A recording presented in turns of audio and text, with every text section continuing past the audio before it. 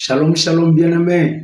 Je viens ici dire à quelqu'un que toute la création est dans une grande souffrance. Vous savez, lorsque Dieu créa le monde, il a donné à Adam, le premier être là, et Adam a concédé l'autorité de direction, le pouvoir de contrôle du monde aux démons en l'écoutant. Et depuis là, le monde entier est sous la domination du diable. Et les souffrances, les tristesses, les frustrations, la méchanceté, la cruauté, les guerres, toutes ces choses, le manque de paix, le non-pardon, toutes ces choses constituent des souffrances du monde. Tout ce que les chrétiens vivent aujourd'hui, tout ce que le monde vit aujourd'hui, les gens du monde ont regardé les politiciens, les gens de la société civile, les DG, les PDG, ils les ont scannés, ils les ont analysés, ils ont vu qu'ils ont tous échoué.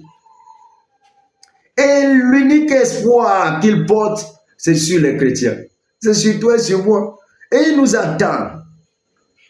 Ils se disent, mais eux, les autres là, on a gardé en eux l'espoir. Ils ne nous ont rien apporté de bon. Les nations crient, les souffrances perdues, les guerres perdues.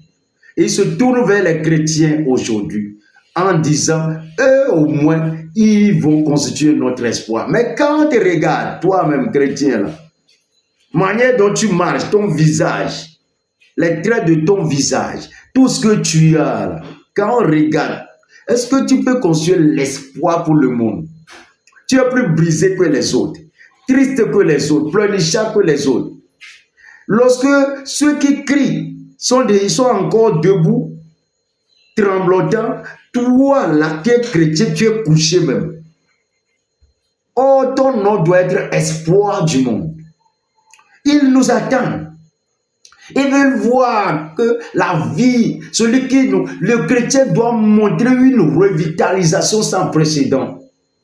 Lorsqu'ils sont couchés, toi tu dois être debout. Lorsqu'ils voient que, mais nous on est couchés, on voit qu'on dit que le pays est ceci, cela. Mais eux, comment arrivent-ils à vivre encore debout?